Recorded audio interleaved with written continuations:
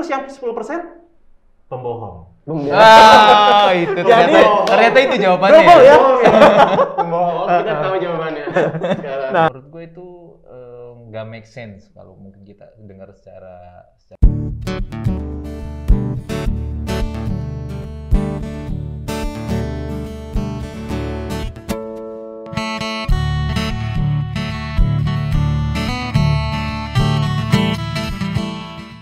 Selamat malam teman-teman. Kenalin, gue Baim dari Sektor Marundalen. Kenalin, gue Riko dari Sektor 6. Gimana nih kabarnya teman-teman yang ada di rumah? Semoga baik-baik aja ya. Ya, teman-teman gimana juga nih kabarnya yang langsung datang ke gereja nih, yang nontonin kita podcast saat ini. Kita ada ini nih, kita ada jargon nih kok. Ada jargon ya? Ya, kalau gue bilang Gerda Talks, kita berdua bilang Gerakan Pemuda Talks. Oh, bukan Gerakan Pemda Talks. Jangan. Oh, jangan. Nggak ada ini. Nggak ada ya? Oke. Jangan. Oke, berarti kalau Gerda Talks, Gerakan Pemuda Talks. Tangannya begini. Oke, siap. Oke. Kita coba ya. Teman-teman yang di gereja dan di YouTube, coba ikutin ya. Oke, sip. 1, 2, 3. Gerda Talks, Gerakan Pemuda Talks. Hey, telat. Nah, sorry. Tema podcast kita pada kali ini nih kita ambil dari 10 perintah Allah, kita ambil perintah Allah yang ke-7. Jangan berzina. Ya. Nah, gua punya pengalaman nih kok. Kalau misalkan gua kan suka banget foto-foto pantai nih. Okay. Nah, kalau gua like foto-foto pantai tuh di explore gua tuh suka keluar cewek-cewek yang berbikini nih. Nah, ya kan? Bagus dong. Ya, bagus. Bagus kan? Nah, kan keluar cewek-cewek yang berbikini nih. Menurut lu gimana nih dari perintah Allah yang ke-7 tuh kan jangan berzina. Apa itu termasuk zina mata yang dari hati itu? Kan itu kan kita kan itu kan melihat ya. Tapi kita tidak tidak bersetubuh. Itu melihat zina hati lah, zina mata lah ya. Gimana nih menurut pendapat lu nih? Itu wajar atau enggak? Ya kalau menurut gue sih wajar sih, Im. Ya kita kan maksudnya kita manusia biasa ya. Maksudnya sangat memungkinkan kita bisa timbul pikiran-pikiran kotor. Tapi kalau yang tadi lu maksud yang misalkan buka IG, di Explorer terus ada foto-foto cewek berbikini, menurut gua itu hal-hal wajar sih. Wajar ya? Yang timbul dari pikiran kita, menurut gua itu hal wajar. Tapi kalau misalkan kita ambil dari Alkitab, dari Matius 5 ayat 27 dan 28, itu kan gua bacain ya ayatnya ya. Boleh.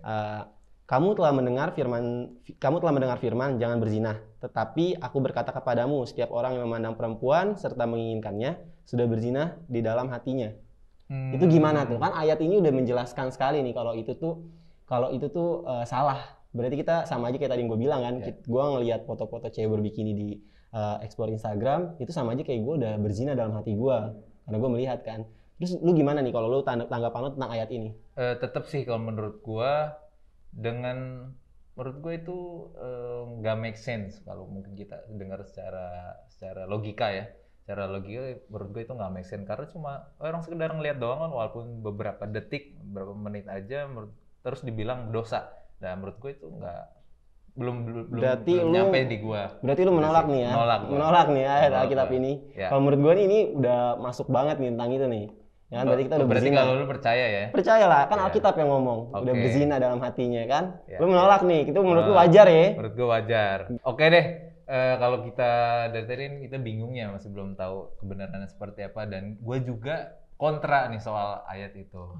Oke, daripada kita bingung, Im, coba kita langsung aja kali ya undang narasumber kita di podcast biar malam kita nggak bingung-bingung lagi ya, biar kita dapat jawabannya nih. Ya, langsung aja kita undang Kak Abraham Tonapa. Oke, silakan. Selamat malam Kak. Malam. Kabarnya? Ya, sehat. Oke, sehat. apa kabar Kak? Kenalin Kak, gue Baim dari Sektor Marundalen. Oke. Ya, kenalin gue juga Riko dari Sektor 6. Nah, kalau Sektor 6 tuh wilayah-wilayah Koja lah. Oh. Tahu nggak? Enggak juga sih. Cuma. Apa. Siapa tahu Oke. kesana ya. Kak, biasanya kita nih ada jargon nih. Kalau sebelum mulai podcast nih kita biasanya ada jargon Kak. Kalau misalkan gua sebut Gerda Talks, kita bilang Gerakan Pemuda Talks. Oke. Kita coba ya Kak ya. Kita coba ya. 1, 2, 3. Gerda Talks, Gerakan Pemuda Talks. Oke. Nah, tadi tuh gue sama Riko tuh udah sedikit diskusi nih Kak. Dari pembahasan firman kita yang perintah Allah yang ke-7. Nah, intinya gue share pengalaman gue ya Kak ya. Nah, gue tuh kan kalau misalkan buka-buka IG, gue suka pantai nih Kak. Oh, Gue oke. suka lihat-lihat gambar-gambar pantai di Instagram. Heeh. Nah, gue tuh suka nge-like foto-foto pantai. Nah, di explore gue biasanya, karena gue suka nge-like foto-foto pantai, keluarlah gambar-gambar cewek Ya. berbikini. Nah, Seksi-seksi tuh ya. seksi-seksi, Ya. hot-hot ya kan. Nah, itu tuh menimbulkan, pasti kan kita ke distract tuh kan, menimbulkan rasa-rasa nafsu atau kayak gimana gitu kan. Nah, sedangkan di Matius 5 ayat 27 dan 28 dibilang, Kak, Ya. kamu telah mendengar firman jangan berzina, tetapi aku berkata kepadamu, setiap orang yang memandang perempuan serta menginginkannya sudah berzina dengan di dalam hatinya, Ya. sudah berzina di dalam hatinya. Nah, jadi kan itu sudah termasuk salah satu zina ya, Kak ya. Nah, tapi Riko bilang itu hal yang wajar. Ya, betul. Oh, Karena bagi laki-laki kan Ya, wajar lah Bagi ya. kita nggak sengaja ngeliatnya kan. Ya gitu. Jadi menurut Kakak gimana, Kak? Oke. Yaitu memang perkataan Tuhan Yesus yang di Matius 5 ayat 27-28 itu memang dia sedang memberikan penafsiran yang lebih utuh tentang Keluaran 20 ayat 14 ya, perintah Allah yang ketujuh, jangan berzina. Nah, jadi memang di dalam Alkitab itu jangan berzina di sini sebenarnya bahasa halusnya kita itu jangan selingkuh. Ya, jangan selingkuh. Jadi memang ini dalam kaitan pernikahan, keluarga. Jadi jangan berzina itu jangan selingkuh. Jadi ini adalah dosa yang lebih spesifik dalam hal dosa seksual. Nah, jadi ini dalam kaitan rumah tangga. Nah, kenapa ada perintah ini? Karena ada dua hal ya, berkaitan dengan siapa penerimanya, itu orang Israel.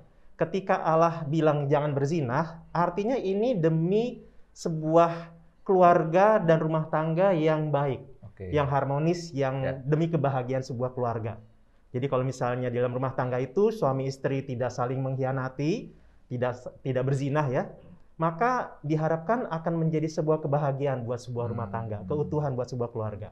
Nah, tapi itu kalau dari sudut pandang si penerima perintah.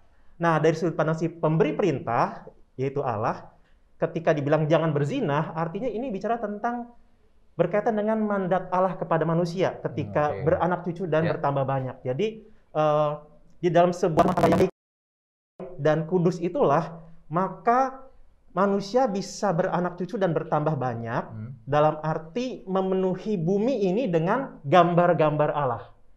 Nah, sekarang bayangkan kalau misalnya ketika Allah menciptakan manusia segambar dengan Dia dan kemudian diminta untuk beranak cucu dan bertambah banyak, tetapi institusi keluarganya itu tidak harmonis, saling mengkhianati, maka gambar Allah itu jadi sebuah gambar yang tidak mencerminkan Allah. Gitu. Jadi ini sebenarnya demi kebaikan umat dan demi kemuliaan Tuhan. Gitu. Nah, jadi itu prinsipnya. Nah, tapi memang kalau kita masuk ke dalam Perjanjian Lama, ini bicara tentang bagaimana mempertahankan sebuah rumah tangga yang utuh. Nah, jangan berzina berarti jangan selingkuh, jangan mengkhianati. Nah, tapi begitu dalam Perjanjian Baru, waktu Tuhan Yesus bilang, jangan berzina, kau pernah mendengar firman jangan berzina, tetapi aku berkata kepadamu, barang siapa melihat wanita dan menginginkannya, ia berzina dengan dia dalam hatinya. Nah, ini sebenarnya berkaitan dengan situasi yang berkembang antara Perjanjian Lama ke Perjanjian Baru. Nah, waktu itu ada dua sekolah kerabian Yahudi yang berkembang pengajarannya, bahwa ketika di dalam kitab Ulangan, Musa mengatakan bahwa boleh bercerai kalau ada perzinahan. Nah, makanya kemudian ada dua sekolah agama Yahudi yang berkembang di sana. Yang satu bicara tentang kalau gitu boleh bercerai kalau pasangannya berzina. Nah, yang satu lagi bilang boleh bercerai kalau misalnya kamu udah nggak suka. Nah, jadi ini lebih repot. Nah, repotnya lagi adalah ternyata nanti kalau teman-teman baca dalam Injil Matius dan juga Markus, konsep kedua ini yang dipakai. Ada orang-orang Farisi yang nanya, boleh nggak ya kalau gitu, kalau misalnya si suami udah nggak suka lagi sama istrinya, diceraikan? Nah, jadi itu adalah sebuah sikap di mana semacam melegalkan untuk berzinah, melegalkan untuk berselingkuh. Gitu. Nah, jadi situasinya seperti itu. Nah, cuma memang ketika Tuhan Yesus mengatakan, ketika kamu melihat wanita dan menginginkannya, dan kamu sudah berzinah dengan dia dalam hatinya, berarti ini bicara tentang yang namanya berzina itu bukan sekedar bicara tentang tindakannya, mengambil istri orang lain atau suami orang lain, hidup bersama dengan suami atau istri orang lain, tapi ini bicara tentang hatinya, mulai dari mana perselingkuhan itu terjadi? Bukan sekedar ketika ngelihat lawan jenis yang menarik, tetapi dari hatinya, hati yang menginginkan orang lain. Nah, memang dari sinilah kita bisa kaitkan dengan kalau misalnya tadi ya tentang Instagram kita lihat foto-foto tertentu. Nah, jadi kita bisa bedakan antara perzinahan dengan percabulan. Oke. Nah, kalau surat-surat Rasul Paulus umumnya itu banyak sekali bicara tentang percabulan. Nah, percabulan ini lebih luas konteksnya dibanding perzinahan. Kalau perzinahan dalam lingkup atau konteks pernikahan, kalau percabulan itu misalnya ada seorang pemuda yang belum menikah, kemudian dia ada dorongan seksual yang pengen dia lampiaskan, udah dia pergi ke pelacuran. Nah, itu percabulan. Gitu. Jadi dosa seksual percabulan ini yang lebih luas daripada perzinahan. Nah, tetapi dalam Matius 5 tadi ada salah satu hal yang sama antara perzinahan dan percabulan, yaitu ketika menginginkan orang lain di dalam hatinya. Nah, kalau secara modern dalam bahasa Inggris ya, kita itu misalnya gini ya, kita bisa tertarik sama seseorang ketika hirup aromanya gitu, ya. Nah, kalau dalam bahasa Inggris itu aroma kan odor ya, odor, O-D-O-R. Nah, dalam bahasa Inggris itu ini istilah aja ya, singkatan dari object of desire, object of respect. Bahwa kita itu bisa tertarik sama orang lain karena apa? Karena kita menginginkan dia, atau karena kita respect sama dia. Misalnya apa? Tertarik dalam hal, kok dia cakep banget ya, cantik banget ya, ganteng banget ya, seksi banget ya. Itu bicara tentang desire. Nah, kalau respect bicara tentang, dia kok perhatian sekali, dia kok sepertinya sangat berwibawa, berkarisma, menyenangkan. Nah, disinilah ketika terjadi kita menginginkan objek itu, objek-objek itu, nah masuklah itu di dalam pikiran kita, kita kemudian berimajinasi, dan kita berharap kita memiliki dia. Nah, sehingga kemudian ya nanti ada yang kemudian ya tinggalkan pasangannya, dapatkan yang dia inginkan itu. Jadi masalahnya di hati yang menginginkan pihak lain gitu. Dan ini secara seksual. Nah, jadi dalam hal ini bicara tentang dosa seksual khususnya percabulan, pertanyaannya kalau gitu gimana nih ketika kita lihat IG terus kemudian muncul gambar-gambar orang yang pakaiannya sangat minim itu. Nah, teman-teman sekalian, ini konteksnya mungkin agak beda dengan di Alkitab. Kalau di dalam Alkitab itu tren fashionnya bukan yang pakai bikini, tapi bajunya yang rapat, berkerudung, bahkan banyak juga yang bercadar seperti kita sekarang pakai masker ya. Nah, justru ini situasi yang benar-benar parah dalam artian begini. Ketika seorang suami, seorang ayah melihat seorang wanita yang pakai kerudung dan cadar, kemudian nafsu sama dia, berarti parah banget nih. Gitu. Jadi benar-benar luar biasa gawat. Artinya dia nggak bisa mengendalikan hawa nafsunya gitu. Nah, tapi poinnya adalah entah tren pakaiannya rapat ataupun terbuka, intinya bagaimana dia bisa mengendalikan hawa nafsunya. Nah, yang pertama, ketika ada misalnya wanita yang cantik, seksi, itu entah itu di internet, entah itu di IG, entah ketika kita nonton YouTube dan seterusnya, kita tidak langsung berdosa. Dalam artian apa? Itu sesuatu yang kita tidak bisa kendalikan. Apa yang kita lihat atau apa yang kita dengar, kita nggak bisa kendalikan. Kita tidak bisa batasi. Nah, tetapi kalau Martin Luther, seorang teolog Jerman, mengatakan begini, kita tidak bisa mencegah burung terbang di atas kepala kita, tapi kita bisa cegah untuk burung itu bersarang di rambut kita. Jadi ketika ada gambar-gambar orang-orang tertentu yang hadir dalam diri kita, hadir dalam hidup kita nggak bisa kontrol, kita nggak bisa batasi. Nah, yang kita bisa batasi adalah jangan sampai kemudian kita pelihara itu di dalam imajinasi kita. Nah, di situ masalahnya. Kita membiarkan imajinasi kita berkembang terus, dan akhirnya apa? Kita pengen banget milikin dia. Dan kita pengen tinggalin yang lama, kita pengen dapatkan yang itu. Demikian juga dalam hal percabulan. Ya, ketika misalnya tadi ya, sempat lihat gambar tertentu, akhirnya kita pengen untuk lanjutkan lagi. Nah, lanjutkan lagi kan nggak mungkin misalnya lihat IG yang sama, atau misalnya ketika ada wanita tertentu yang menarik, kita nggak bisa berharap dia lewat lagi. Kalau gitu apa action yang biasanya dilakukan? Ya cari-cari di internet, entah gambar, entah video.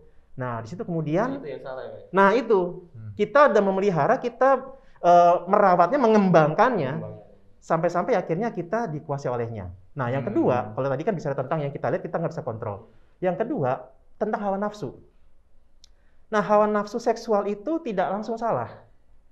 Kenapa? Bayangkan kalau misalnya papa mama kita nggak punya nafsu seksual, maka kira-kira Baim ada nggak di dunia ini? Iya, betul. Riko ada nggak di dunia ini? Berarti nanti ketika mereka nikah, habis diberkatin, resepsi, kemudian mereka satu kamar, ya udah lihat-lihat nanti tidur yuk, udah tidur sampai akhir zaman, ya udah.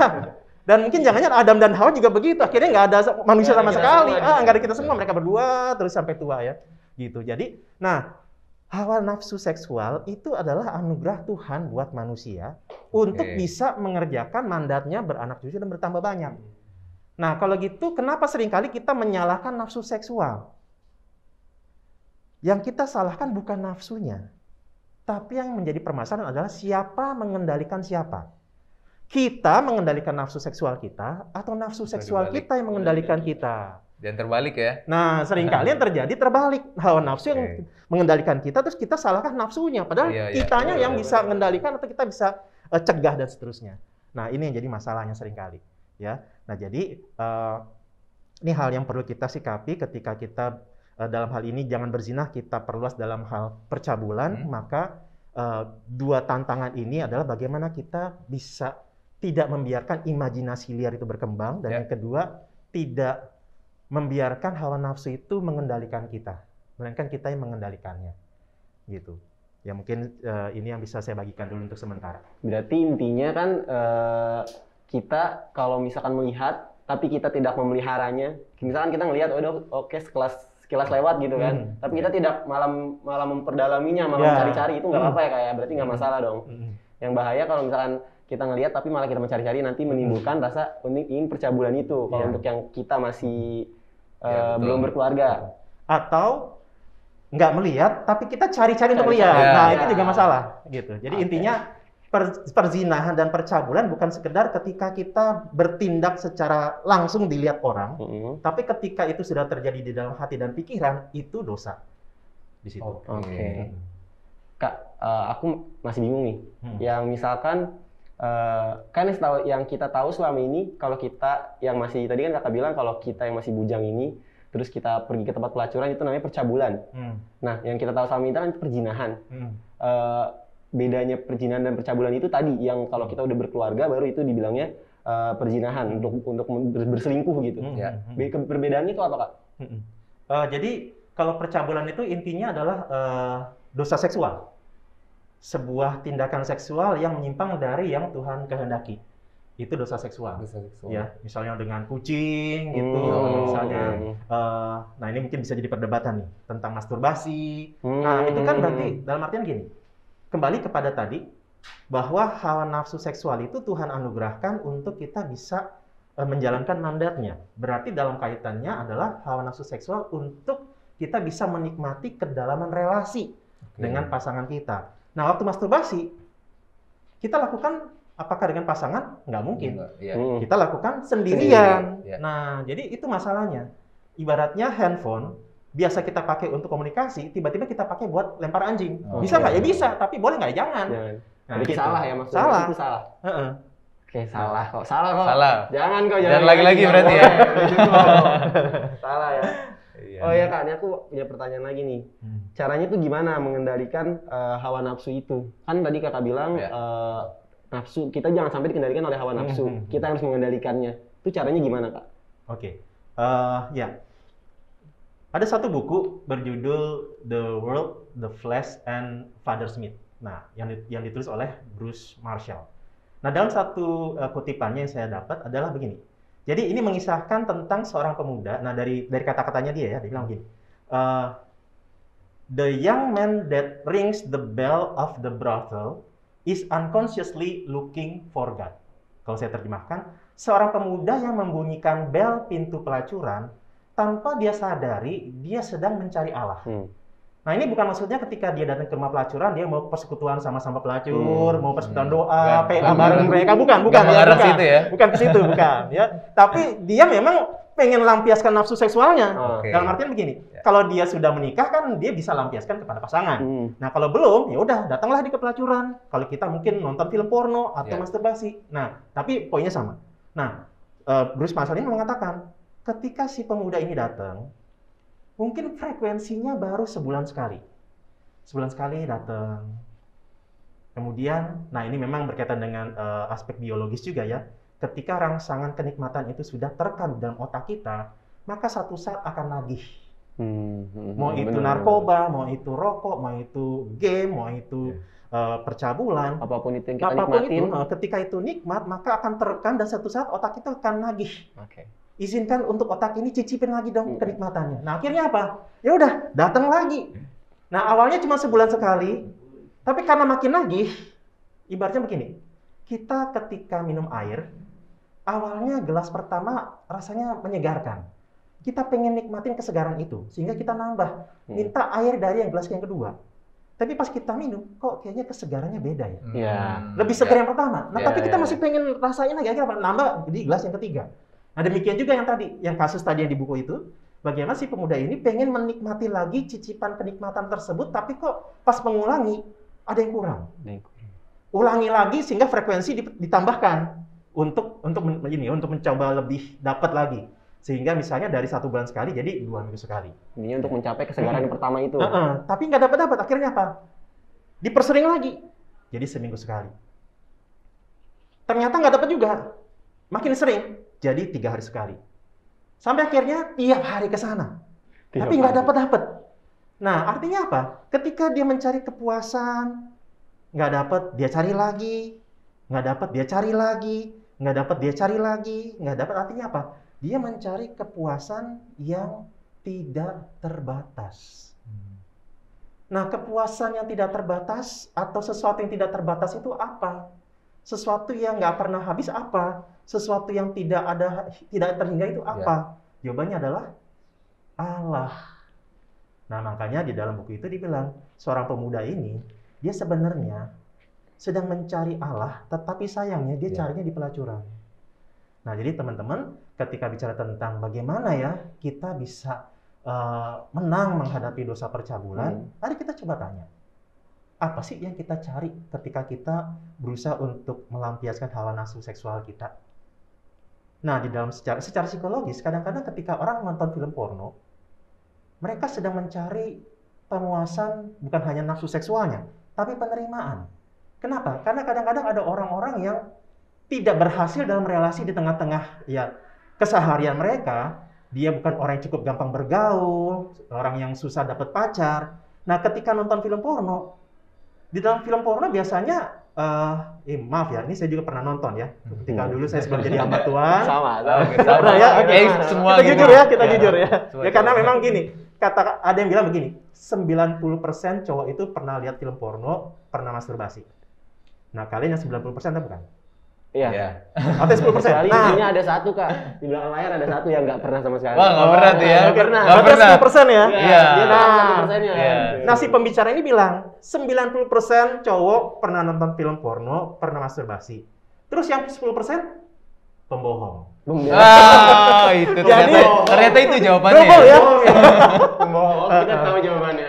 Sekarang. Nah, jadi balik lagi ke kisah yang tadi, maka jadi dulu saya pernah sempat nontonnya ketika dulu saya sempat di pekerjaan sekuler, komputer tempat kerja saya itu bersebelahan dengan komputer kerja rekan saya yang sudah banyak film pornonya. Dan waktu itu akhirnya saya nonton dari awal sampai akhir sehingga saya nggak kelar tugasnya. Tapi dari situ saya dapat melihat sebuah pola. Dalam film porno itu nggak ada yang namanya ngobrol, kenalan, terus kemudian jalan bareng, terus kemudian berantem karena beda pola pikir, rebutan makanan, nggak ada. Tahu-tahu ngobrol sebentar, kenalan cuma berapa menit langsung berhubungan seksual. Nah, buat orang-orang yang mengalami kesulitan berelasi dengan orang lain, ini jawaban. Benar. Ini pelampiasan. Saya susah banget berelasi sama orang-orang ini. Saya gampang banget ditolak. Saya nggak bisa ngomong ke orang lain, gampang grogi. Biasanya apalagi buat cowok-cowok yang biasanya kan mindsetnya yang namanya nembak tuh harusnya cowok, bukan cewek. Nah, banyak cowok yang nggak berani nembak cewek. Nah, ketika nonton film itu, wah ini kesempatan. Cuma ngobrol sebentar, ceweknya langsung mau. Nah, coba bayangkan itu dalam kenyataan. Dia datang ke cewek, Yuk, yang ada digampar.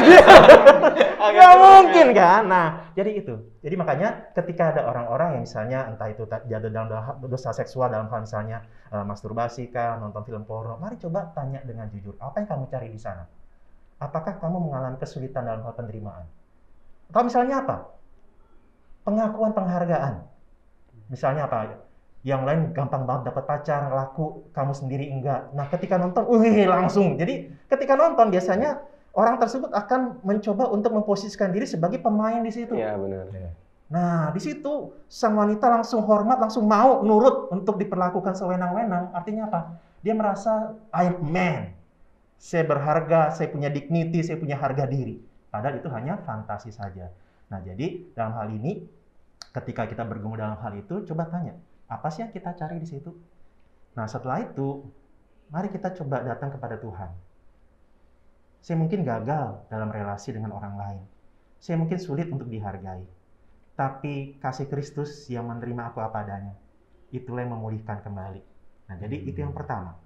Nah, yang kedua, dalam Filipi pasal yang keempat ya dikatakan apa yang baik, apa yang sedap didengar, apa yang manis dan seterusnya. Nah, pikirkanlah semuanya itu. Artinya apa? Kita jangan biarkan pikiran kita itu nganggur.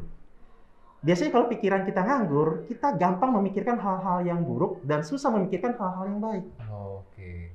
Makanya kita perlu belajar kan ya, keras-keras ketika di kuliah, tapi untuk mikirin dosa nggak perlu ada kuliah. Nggak pernah ada fakultas percabulan, jurusan perzinahan, nggak pernah ada.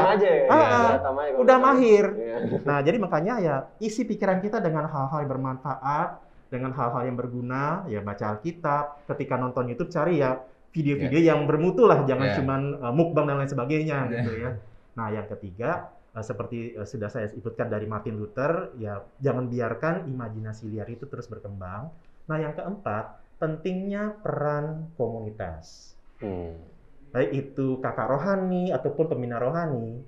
Biasanya gini, ketika seseorang bergumul dengan dosa seksual, dan ini bisa ke cewek, bisa ke cowok. Meskipun mungkin kalau ini secara psikologis ya, biasanya kalau cowok itu dia berusaha untuk mendapatkan keintiman supaya bisa melampiaskan nafsu seksualnya. Nah, kalau wanita kebalik, ketika nafsu seksual itu sebagai sebuah kendaraan untuk mendapatkan keintiman. Nah, makanya ketika misalnya ada cewek cowok pacaran, kemudian mereka kebablasan sampai berhubungan seksual, biasanya cowoknya akan cepat pengen putus.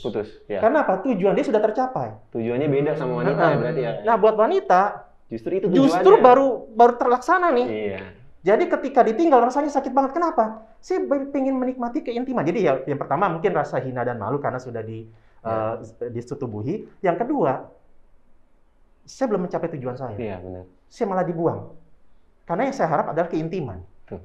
Nah, jadi sebenarnya dosa seksual juga bisa mengintai wanita dan pria, cuman ya mungkin cara masuknya yang berbeda. Nah, jadi yang keempat ini pentingnya komunitas. Ketika kita jatuh dalam dosa seksual, nah biasanya pola pikirnya adalah ini urusan saya dengan Tuhan.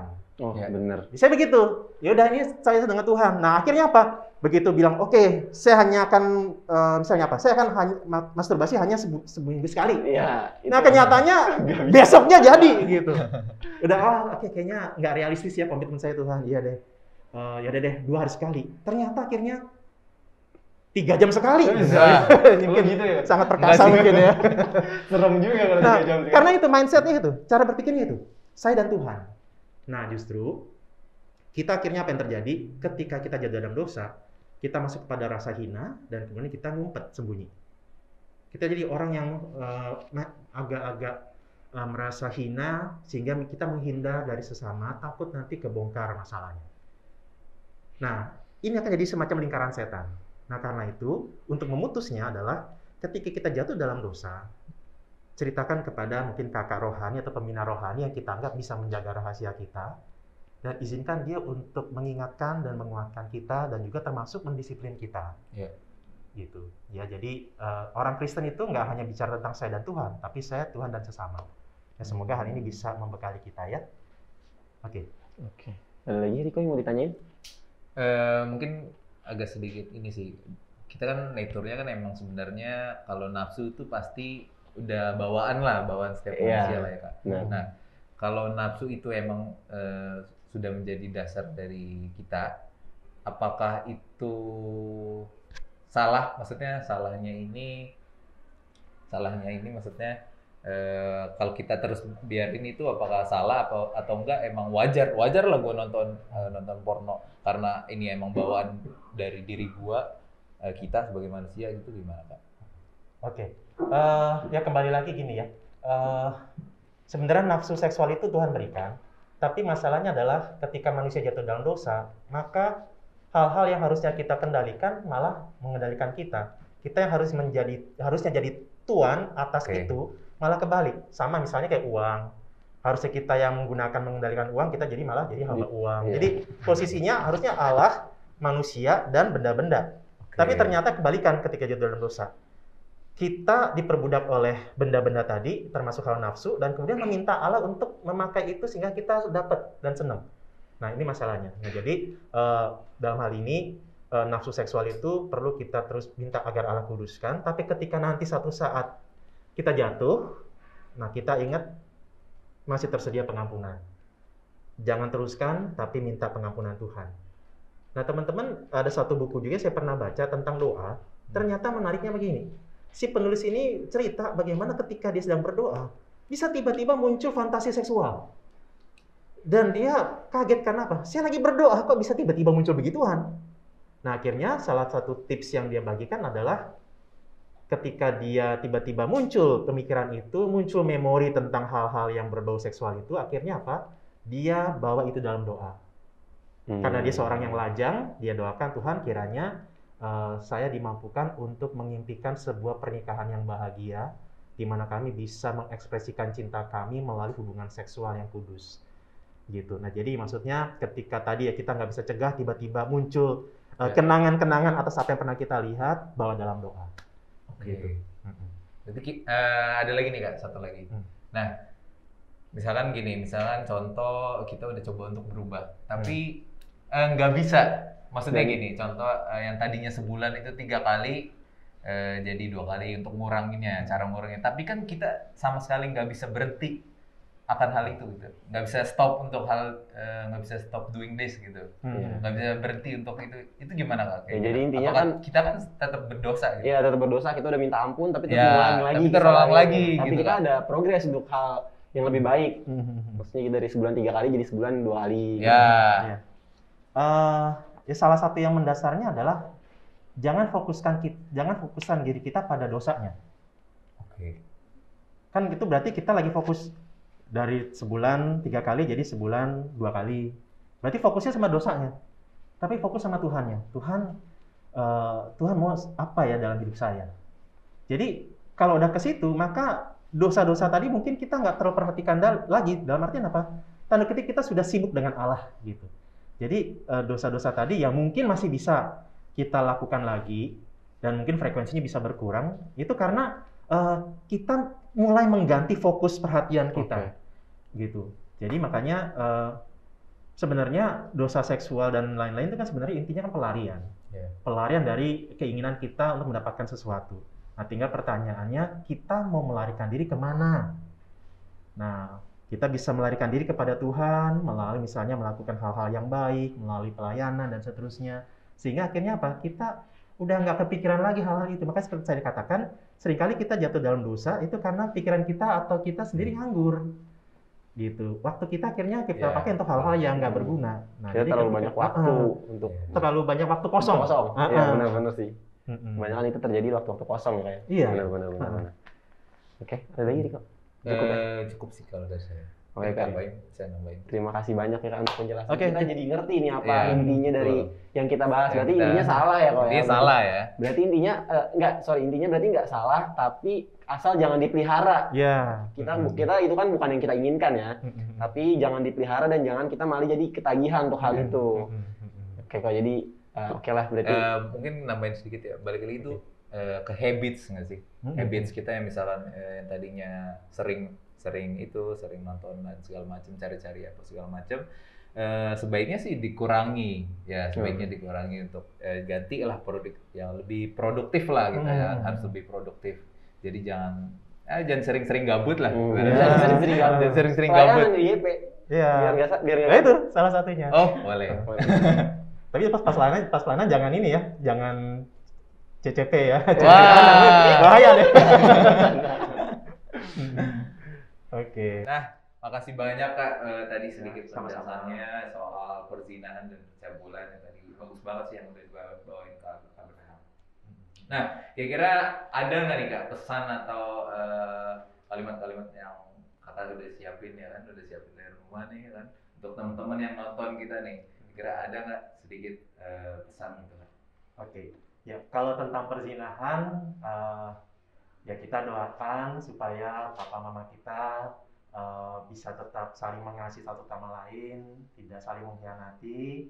Jadi ketika ada perintah jangan berzinah, yang diharapkan adalah ada kesetiaan. Ada ketika nanti kekurangan yang ditemui oleh pasangan, kita minta agar Tuhan berikan pengampunan, kesabaran terhadap kekurangan dan kelemahan dari pasangan. Nah, jadi itu demi supaya pernikahan ini bisa tetap terpelihara. Nah, buat teman-teman yang masih belum menikah, berarti kalau pacaran masih mungkin untuk putus. Maka ketika nanti dalam interaksi pacaran, teman-teman melihat bahwa ada hal-hal yang memang tidak sanggup ditolerir lagi di dalam sebuah relasi pacaran, lebih baik putus daripada nanti menyesal ketika menikah dan kemudian malah berzinah atau selingkuh. Karena bicara tentang berzinah, seperti tadi kita bahas, bisa jadi mungkin suami istri tetap dalam pernikahan, tapi yang ada di dalam pikiran mereka ternyata adalah orang lain. Yang diinginkan adalah pasangan lain. Karena apa? Ada ketidakpuasan dan kekecewaan yang dijumpai dari pasangannya, dan karena sudah menikah ya udah tidak bercerai secara hukum, tapi bercerai secara emosi. Nah, jadi teman-teman yang masih belum menikah, pikirkan baik-baik. Jadi dalam pacaran berikan waktu untuk saling mengenal satu sama lain. Jangan malah ngegosip, ceritain kondisi-kondisi orang yang lain yang gak ada hubungannya sama kalian. Akhirnya apa? Ketika nikah kan baru ketahui, ternyata kamu kayak begini ya. Nah, berarti ngapain aja selama 2 tahun, 3 tahun pacaran? Karena waktu-waktu pacaran nggak dipakai untuk mengenal satu sama lain. Nah, jadi ya kalau yang sudah pacaran, kenali baik-baik pasangannya, pacarnya. Ibaratnya itu pakai kaca pembesar. Ketika nanti sudah nikah, pakai kacamata kuda. Fokus sama pasangannya. Jangan lagi lihat-lihat yang lain.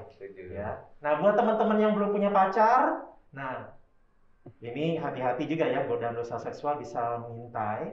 Nah, jadi tadi yang sudah kita bahas, gunakan waktu yang ada, jangan untuk hal-hal yang gabut lagi, tapi pakai waktu-waktu yang ada untuk hal-hal yang bermanfaat. Nah, ketika nanti jatuh dalam dosa seksual misalnya, ingat masih ada pengampunan Tuhan. Jangan malah sembunyi, jangan malah merasa bersalah dan kemudian terus dituding dan dituduh oleh iblis, kamu bersalah, kamu tidak dapat pengampunan, kamu pantas dihukum, tidak pantas untuk dikasihi. Datang kepada Tuhan, izinkan untuk Dia mengampunimu. Ya, semoga ini menjadi bekal untuk kita ketika nanti kita kembali kepada keseharian kita. Oke, terima kasih banyak Kak untuk masukannya. Oh ya, nih jangan lupa untuk teman-teman di rumah, terima kasih banyak udah ngikutin kita, podcast kita dari awal sampai akhir. Jangan lupa kita ada podcast-podcast lagi di part-part selanjutnya ya. Ya, itu akan lebih seru lagi nih podcastnya. Jangan lupa ditonton. Nah, terima kasih juga untuk teman-teman yang udah nonton secara langsung di gereja. Nah, jangan ngantuk ya teman-teman nontonnya ya. Oh ya Kak, nih kita ada kita pengen bacain ini lagi nih, apa namanya, jargon kita lagi nih. Kalau aku bilang Gerda Talks, tangannya diangkat sambil bilang Gerakan Pemuda Talks. Coba ya. 1, 2, 3. Gerda Talks, Gerakan Pemuda Talks. Terima kasih Kak. Thank you. banget. Thank you ya.